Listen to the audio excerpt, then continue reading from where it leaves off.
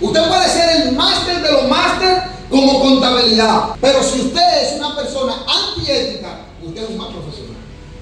Que tenga capacidad de análisis, que tenga un pensamiento crítico, aún conociendo sus fortalezas y su superioridad por encima de los demás, se posiciona al nivel de su semejante o por debajo para servirlo. Entonces digan, óyeme, esos son de lo mío. Pero lo que la palabra dice es que el reino de Dios sufre violencia. Solamente lo violento lo arrebata. Yo hubiese llevado de lo que me dice. Es que no cambia en cantidad, pero no cambia en esencia.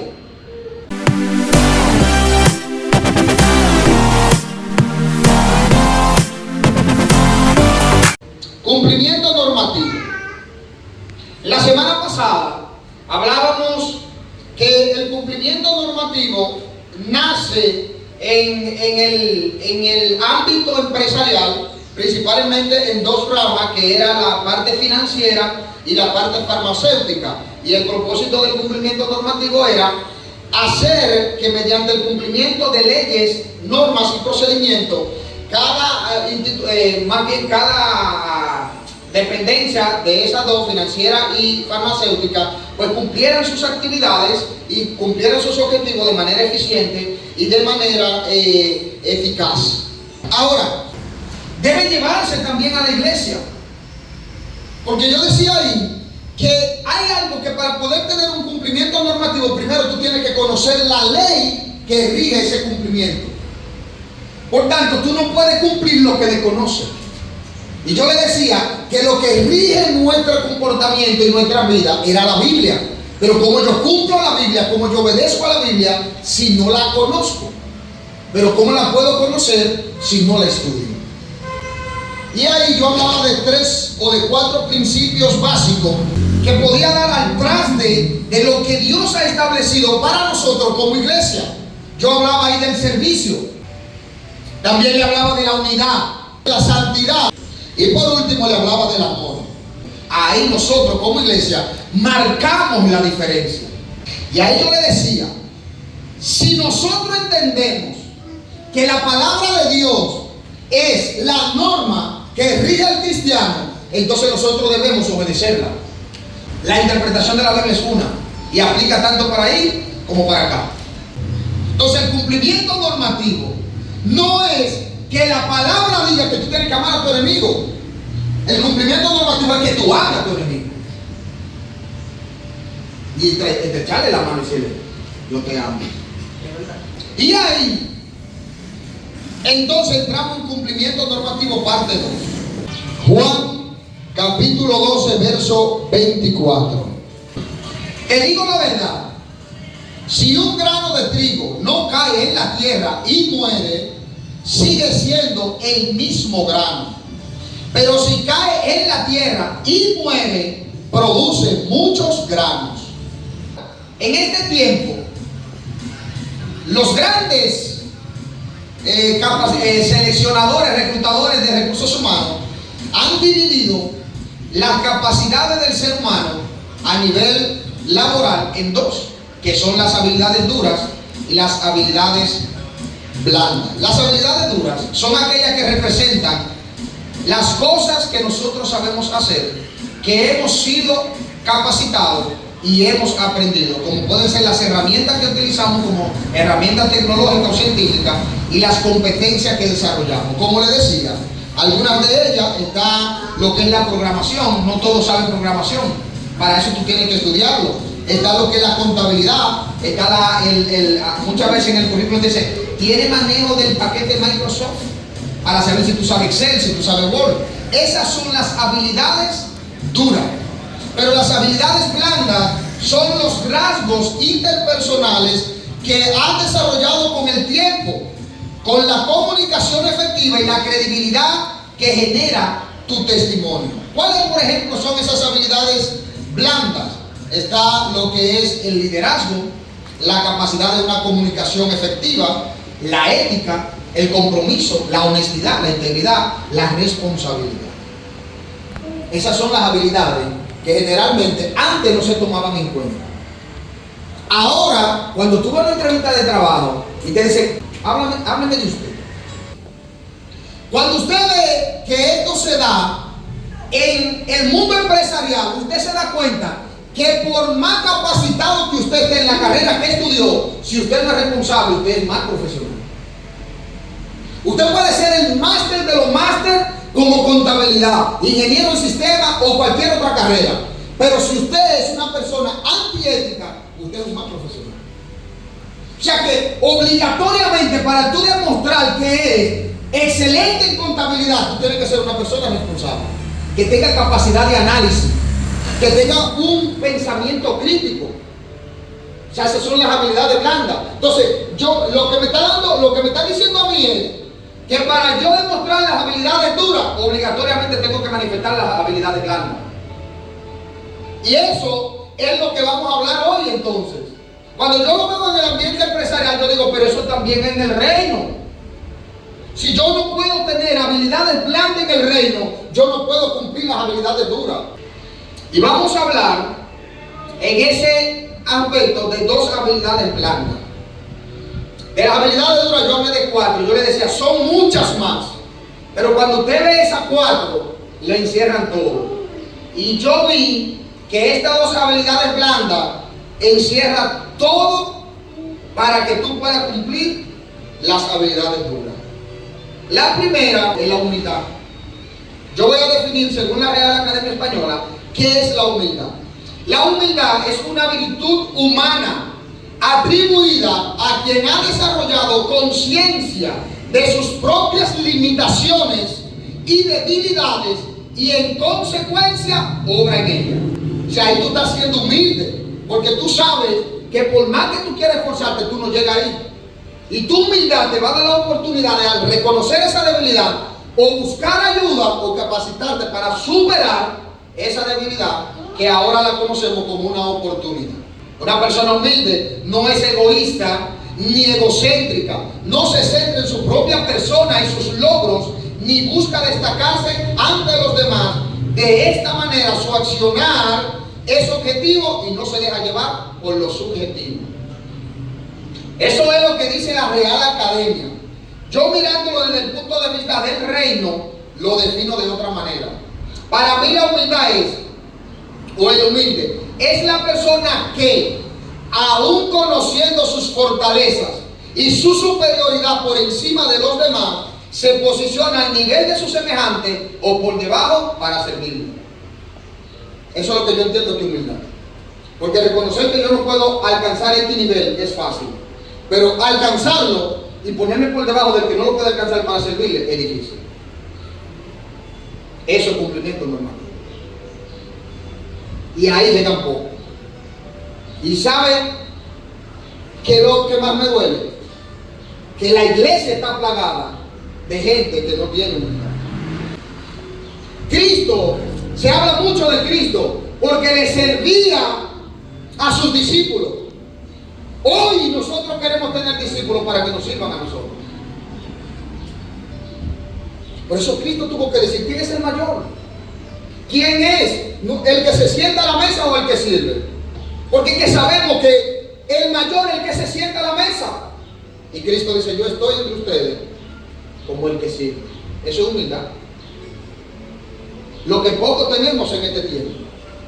Ahora nosotros tenemos escuderos para que nos lleven la Biblia, porque ahora somos cojos, mancos y mochos.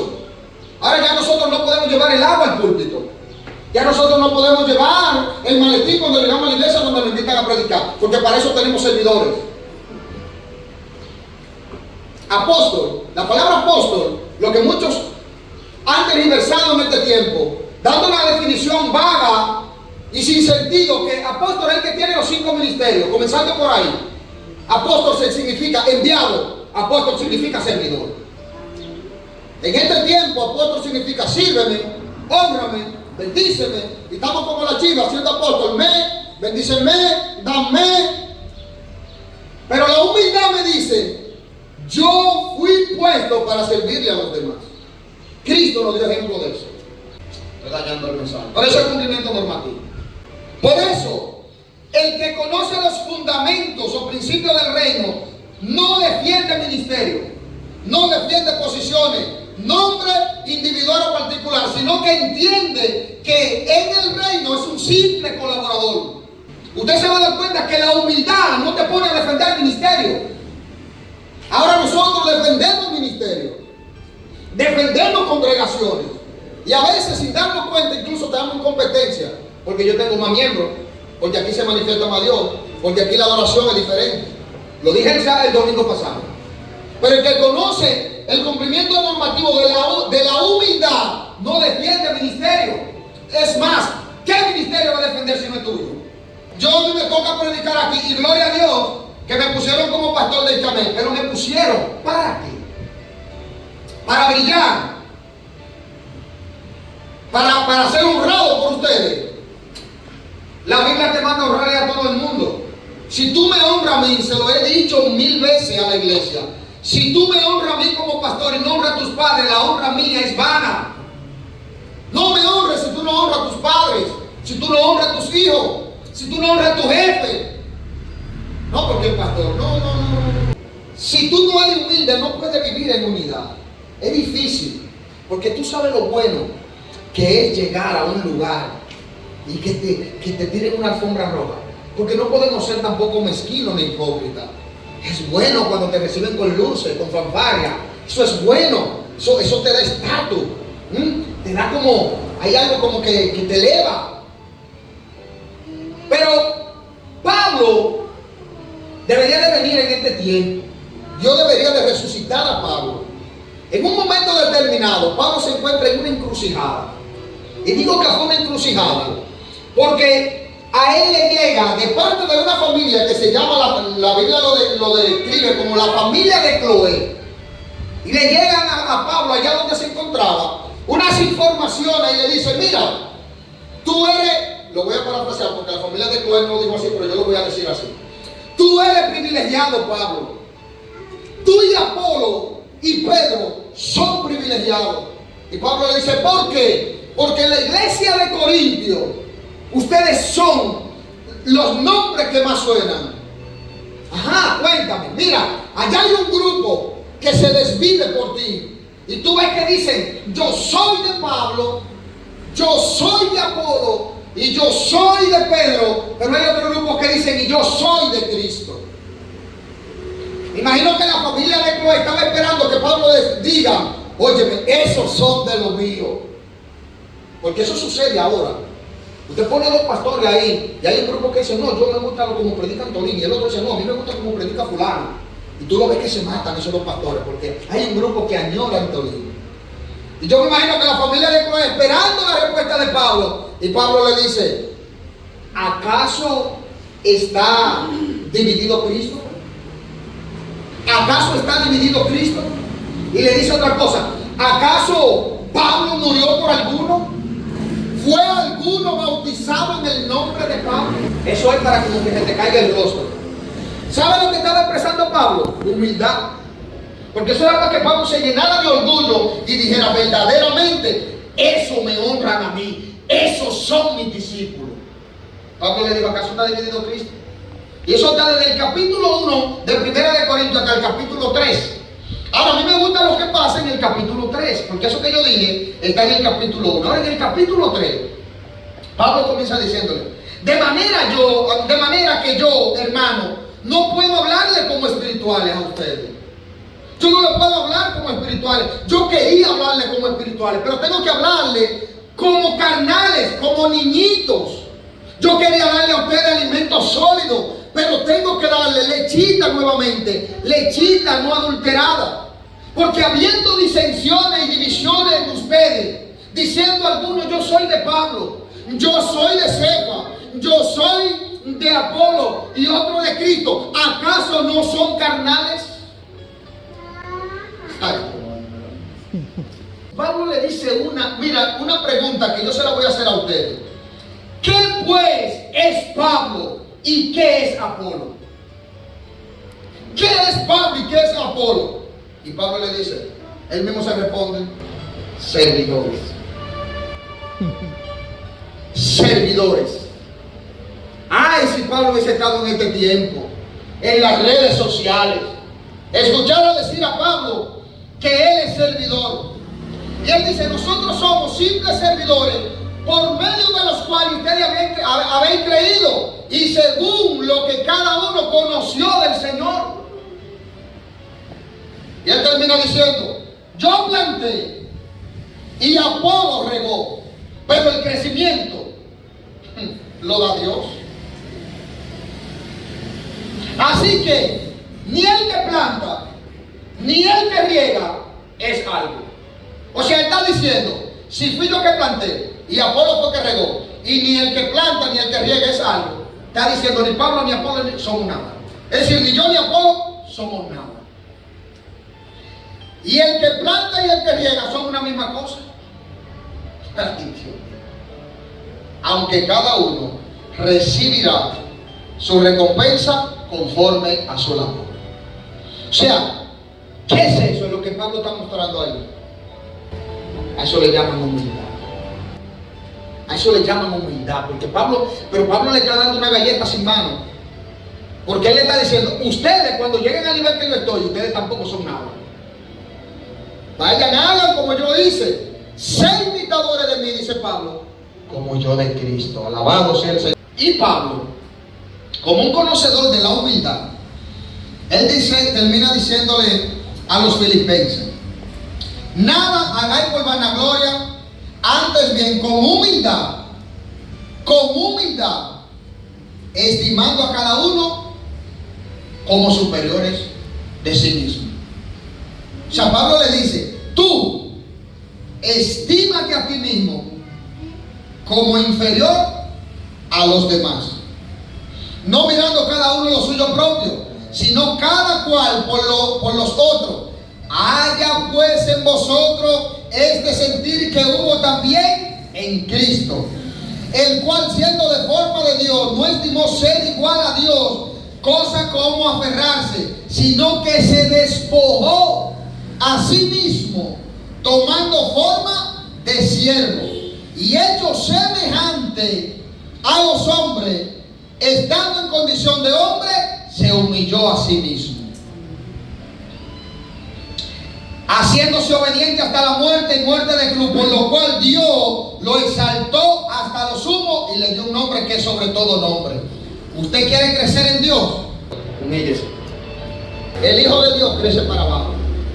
Mientras más tú te humillas, mientras más tú te bajas, eres más grande que el Señor. La Biblia lo dice, que Dios mira de lejos al altivo. Al altivo lo mira de lejos. Que era el que se exalta, lo humilla. Eso es lo que él dice. Así que si usted quiere ser exaltado en el reino, humíllese. Un corazón contrito y humillado, Dios no lo desprecia jamás. Nosotros estamos demasiado elevados en el reino. A nosotros el conocimiento nos ha ensoberbecido. La capacitación que nosotros hemos llegado, somos empresarios, tenemos maestría, yo no sé en cuántas cosas, tenemos PhD, somos neurocientíficos, porque el pecado adámico que nos gobierna, sin darnos cuenta, verdaderamente nos está gobernando. El ego que hay en nuestro corazón nos está gobernando. Si la palabra dice que Dios mira de lejos al orgulloso, al altivo lo mira de lejos, pero exalta al humilde, ¿por qué nosotros queremos vanagloriarnos tanto? Todos necesitamos de alguien que nos sirva. Todos. ¿Usted quiere servirle a los demás? ¿Usted quiere amar desinteresadamente? ¿Usted quiere caminar en el cumplimiento de Dios? Humíllese. Humíllese. La otra cualidad blanda, que yo le llamo blanda para seguir en la línea, en el reino, es una de esas habilidades que nos lleva a nosotros a no querer ejercerla porque quizá el otro no se lo merece, o no se lo ha ganado, o simplemente yo no estoy dispuesto a eso porque me han hecho demasiadas cosas. Y esa es la cualidad del perdón. El perdón según la definición de la Real Academia también dice que es eximir o liberar a alguien de una responsabilidad, de una deuda, una obligación o de una culpa pendiente. Es decir, tú me debes a mí, tú tienes una deuda conmigo. El perdón te lleva a liberarte de esa deuda. Pero también el perdón es la acción de liberarnos a nosotros mismos de sentimientos negativos como el rencor, el resentimiento, el enojo, el dolor, la amargura y una serie de sentimientos negativos más. O sea, yo le perdoné la deuda a Brenda, pero el pique que yo tenía con Brenda porque no me quiere pagar, yo también me libero. O sea, no solamente estoy liberando a Brenda, sino que me estoy liberando a mí mismo. Y ustedes se van a dar cuenta que el perdón generalmente le hace daño al que lo tiene. O sea, la falta de perdón generalmente le hace daño al que la tiene. Porque yo puedo odiar a Brenda, a seguir con Brenda. Yo la puedo odiar a ella, pero ella está feliz por ahí, gozándose su vida con Eduardo, yéndose para la playa a gozarse, a comer. Se va de viaje y ahí es donde yo me lleno de ira. Ahora está viajando con el mismo dinero que me cogió a mí y yo amargado aquí. O sea que al final el perdón libera al que lo tiene.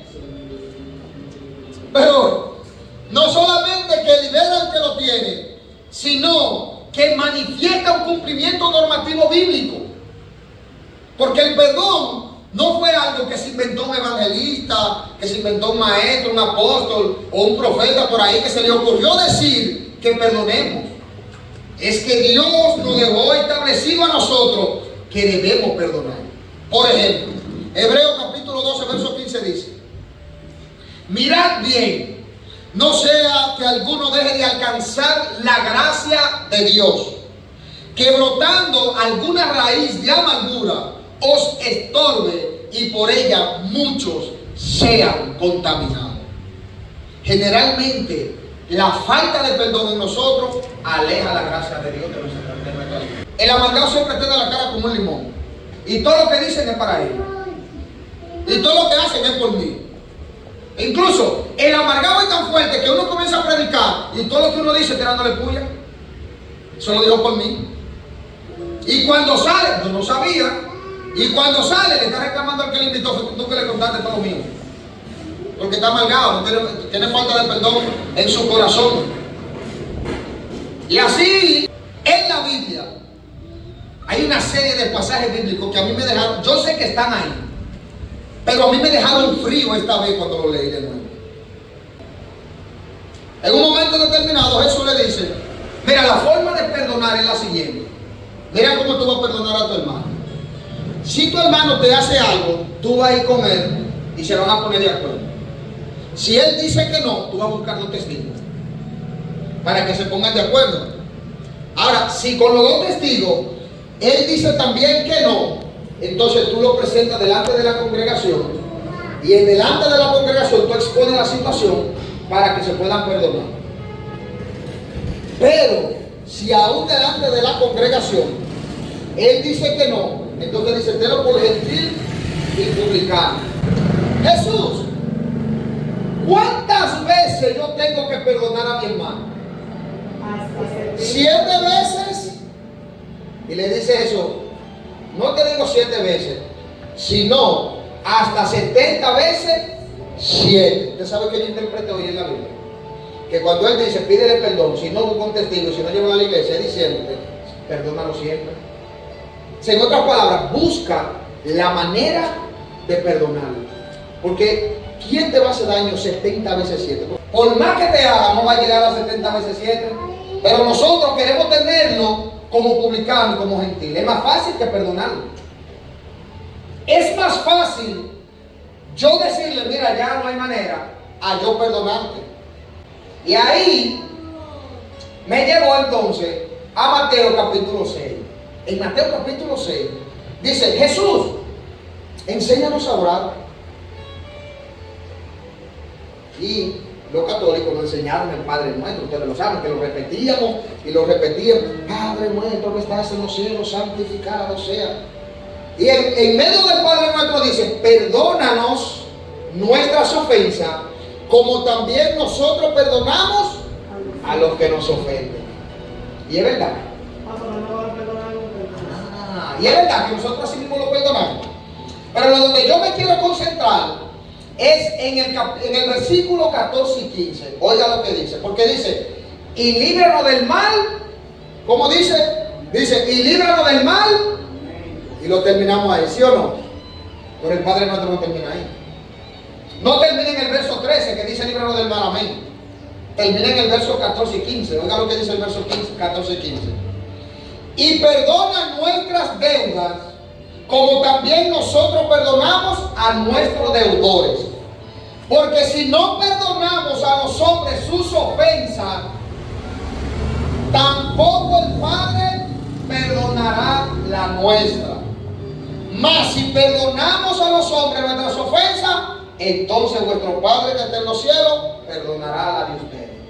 Mi pregunta es, sabemos que la salvación es por gracia y que Él nos perdona. Pero si yo interpreto eso literal, si yo no he perdonado al que me ha ofendido, todavía yo no he recibido el perdón de Dios. Eso es lo que yo entiendo y no. Se lo demuestro. ¿Qué hace? Angélica, si usted no ha perdonado, Yajaira Fajardo, si usted no ha perdonado, Irinella Sánchez, si usted no ha perdonado todo el daño que le han hecho, siga viniendo. No se quede en la casa, pero tú no has recibido el perdón de Dios. Hay uno que dice, y el reino de los cielos es semejante a... Había un rey que tenía muchos siervos y decidió cobrarle lo que le debían. Dentro de ese siervo había uno que le debía, se lo voy a poner en dominicano, 1 millón de pesos. Ese siervo no tenía el 1 millón de pesos. Entonces él le dice, bueno, a mí no me importa que tú no tengas el 1 millón de pesos. Vende el carro, vende la guagua, saca el ahorro que tiene en el banco y coge un préstamo, pero me paga mi 1 millón de pesos. Dice que el siervo se arrodilló delante del Señor y le rogó que por favor le perdonara esa deuda. Y dice que el Señor, movido a misericordia, le perdonó la deuda del 1 millón de pesos. Sorpresa. El hombre se va de la presencia del rey y se encuentra entonces un consiervo de él que le debía 100 pesos. Escuche esto. 100 pesos. Al que le perdonaron el 1 millón de pesos le debían 100 pesos. Le dice, mira, págame mis 100 pesos. Págamelo. Y le dice el consiervo, yo no lo tengo. Ah, yo no sé. Pues mira, cógelo prestado, búscalo donde sea, pero págame mis 100 pesos. Dice la Biblia que el consiervo se arrodilló también delante de ese siervo y le dice, por favor, perdóname esa deuda. Y dice, yo no te lo voy a perdonar. Me paga porque me paga. Y como siempre es un chismoso. Señores, perdonen, que siempre, mire, por más que usted quiera mostrarse de que con su carita limpia, siempre va a haber un chismoso que le va a chivatear. Dice que había un consiervo ahí, un compañerito que dice, el rey le perdonó el 1 millón y ahora él no le puede perdonar estos 100 pesos. Se lo voy a decir al rey y fue y se lo dijo al rey. Sí, güey. Ay, los chismosos. Esa es otra habilidad, la mira, hay que dejar de ser chismoso. Ay, la lengua. Ay. Fue y se lo dijo al rey. Y oiga lo que dice en el versículo 32. Rey, este hombre no le perdonó los 100 pesos al consiervo. Y entonces el rey dice, entonces llamándolo al Señor le dijo, siervo malvado, toda aquella deuda te perdoné porque me rogaste. ¿No debiste tú también tener misericordia con tu consiervo como yo tuve misericordia contigo? Entonces su señor, enojado, lo entregó a los verdugos hasta que pagase todo lo que debía. Y ahora él le dice, así también vuestro Padre Celestial hará con vosotros si no perdonan de corazón cada uno de sus hermanos sus ofensas. Ay, mi madre. O sea que es verdad. Natalie, si usted no perdona al que le ha hecho daño, usted se puede arrepentir como usted quiera, tirarse de cabeza, cortarse un pie, cortarse un brazo. No recibimos el perdón de Dios. Porque como Cristo hizo con nosotros, nosotros también tenemos que hacer con nuestro consiervo. Tú no te merecías el perdón. Y yo no estoy diciendo que es fácil perdonar, Morena. No es fácil perdonar al que te hace daño. Está demostrado bíblicamente que perdonar no es fácil.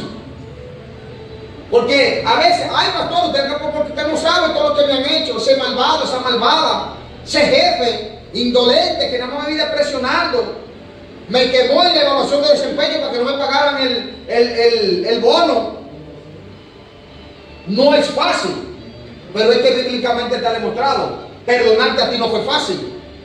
Cristo tuvo que ir a la cruz. Tan difícil es perdonar que Cristo tuvo que entregar su vida y derramar su sangre. Pero te perdonó. Lacérate tu cuerpo también y perdona al que te ha hecho mal. Porque la Biblia lo que me dice es, si tú no perdonas, entonces tú no vas a ser perdonado.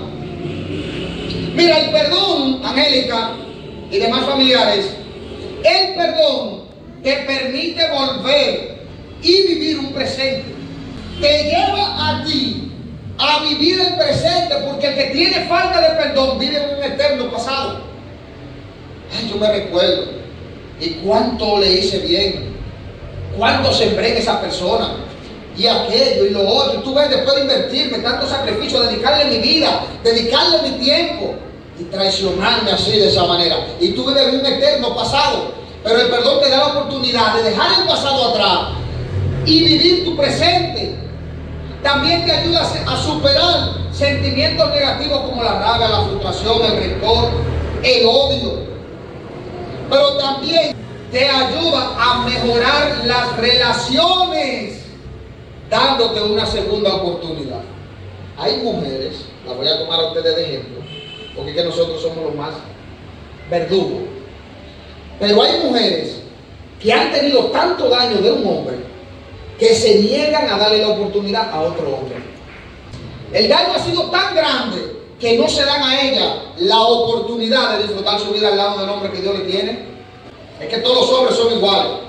Y esa experiencia que tú tienes, porque no has dejado ir ese pasado, puede tener un hombre bueno como el varón aquí al lado y no lo disfruta. Y sin darte cuenta se te va de la mano, porque tú tienes un pasado, esa falta de perdón que tú tienes. Entonces, la humildad y el perdón matan en nosotros lo que tanto daño le ha hecho al hombre, que se llama el orgullo. Cuando nosotros tenemos falta de humildad y no perdonamos, al final lo que nosotros defendemos es mi propio orgullo. Ponte a pensar, ¿por qué tú no has perdonado? Para que tú veas, o si en un momento determinado tuviste odio o falta de perdón, ponte a pensar para que tú veas que al final tú no defiendes nada más que tu orgullo. ¿Quién yo? Humillámele yo a él. Pero será loco. Después de lo que me hizo, es más, fue él que me habló más, que venga él, que venga ella. Tú sabes la vergüenza que me hizo pasar. Al final tú estás defendiendo tu orgullo. Tú no estás defendiendo ni reputación, ni testimonio, ni valor. No, porque yo me tengo que dar valor. Orgullo. El orgullo, Natalie. Usted no está defendiendo ningún valor. Porque si tú defendieras tu valor, entonces tú supieras cuál es el valor que tú tienes. Dices, a mí no me importa que digan que yo soy fea, que yo soy chiquito. Mire, si yo me hubiese llevado de lo que me dice, si yo me hubiese llevado en mi vida de lo que me dice,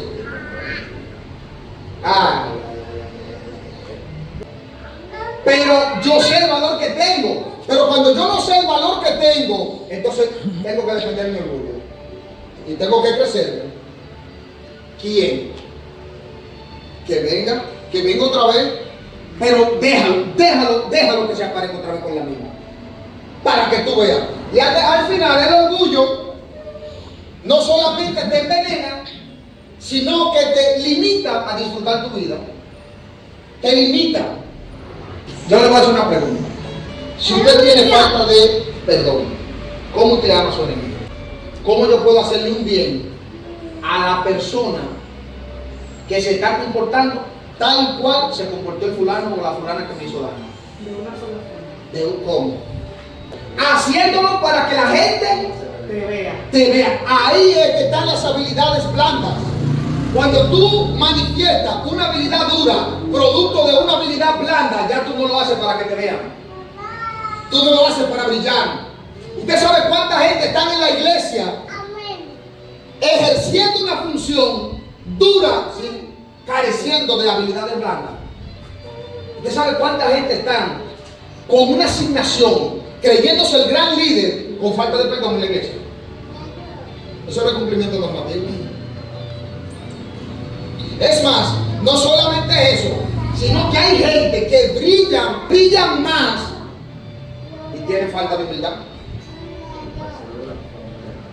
En el reino no es así. En el reino dice que usted se engaña a usted mismo. Y eso fue lo que nosotros leímos al principio. Te digo la verdad, si un grano de trigo no cae en la tierra y muere, sigue siendo el mismo grano. Es necesario morir para poder ser humilde. Es necesario morir para nosotros poder perdonar. Juan, allí están los tipos que se fueron con el que tú bautizaste. Es necesario que yo mengue para que él crezca. Nosotros necesitamos morir a la carne. Nosotros necesitamos morir al ego. Nosotros necesitamos morir a nuestros propios intereses, a lo que me conviene, a lo que yo quiero, a lo que yo creo, para poder ser humilde y perdonar. Cuando la Biblia dice en esa, yo no lo había leído y me puse a investigar por qué dice que si cae a la tierra y no muere, sigue siendo el mismo grano. En la Reina Valera dice que no da fruto. Pero cuando yo lo leí, comencé a investigar por qué dice el mismo grano. Y cuando dice que es el mismo grano, es que no cambia en cantidad, pero no cambia en esencia. Es decir, si tú caes a la tierra y no mueres, tú sigues siendo el mismo orgulloso, arrogante, falta de perdón, prepotente. Tú sigues siendo el mismo grano. Nada se ha descompuesto de ti. En otras palabras, tú vienes al reino y sigues siendo la misma persona. No hay forma de transformarte. El Espíritu Santo no te ha transformado. La palabra no te ha confrontado. Sigue siendo el mismo pecaminoso, carnal. Por tanto, no puede dar fruto en el reino. Ahora, si muere, produce muchos granos. A ese morir, es que yo le llamo cumplimiento normativo. A ese morir, yo le llamo cumplimiento normativo. Porque ahora, si tú mueres, verifica que no dice llevará el mismo grano, sino que llevará muchos granos. Es decir, ahora tú te vas a multiplicar, pero con otra esencia.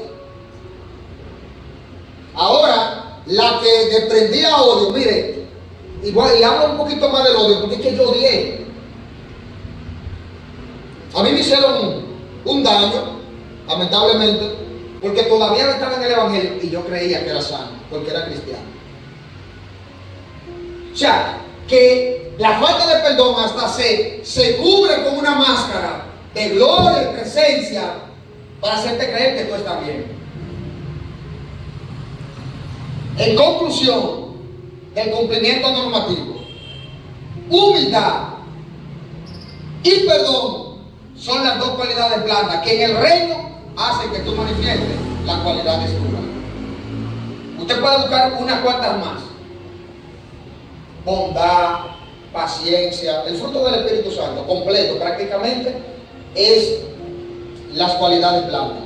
Pero toda esa, si tú no eres humilde, no puedes ser bondadoso. Si tú tienes falta de perdón, tú no puedes ser manso. La mansedumbre tú no la puedes manifestar. ¿Por qué? Porque la falta de perdón, desde que te pisan el callito, que te recuerdan lo que te hicieron, tú te elevas.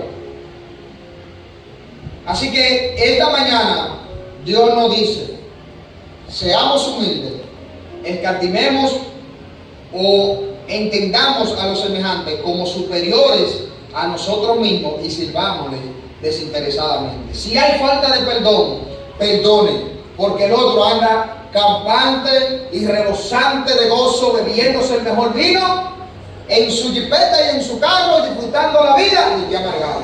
Solo el que ha experimentado el amor de Dios en su vida puede tener una actitud de humildad para perdonar el agravio. Si usted no ha tenido un encuentro con Dios, se le hace difícil.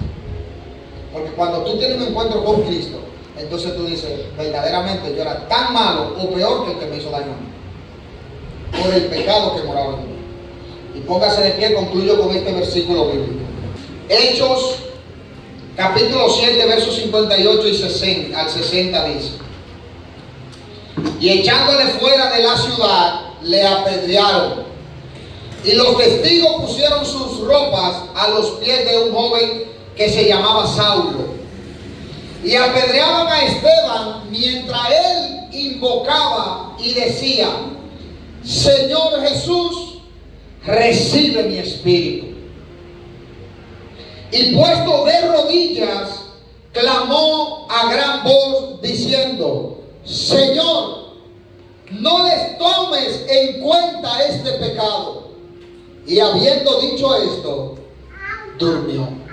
Esteban, catalogado como el primer mártir en la Biblia que murió por causa de Cristo, cuando a él lo apedreaban de manera injusta, porque no tenían razón para hacerlo, él dice las mismas palabras prácticamente que Cristo pronunció en la cruz. En la cruz Jesús dijo: perdónalos porque no saben lo que hacen. Allá en la cruz ellos estaban claros de lo que estaban haciendo, pero Jesús dijo: perdónalos porque no saben lo que hacen. Esteban, muriendo a causa de Cristo, dice: no les tomes en cuenta este pecado. Aún sabiendo que ya estaba próximo a morir, al final, el que podamos ser humildes y que podamos perdonar se resume en una sola palabra: muerte. Es tiempo de morir, iglesia. Es tiempo de decirle a mi carne: sométete. Es tiempo de decirle al corazón: yo sé que fue difícil, yo sé que ya no me quieres más, yo sé que ya no me quieres ver, yo sé que me humillaste, que fui como un trapo de inmundicia en tus manos. Yo sé que no me valoraste por tanto que yo hice, tanto bien que te hice. Es tiempo de morir. Es tiempo de cumplimiento normativo. Dios te bendiga y Dios te guarde. Queremos ver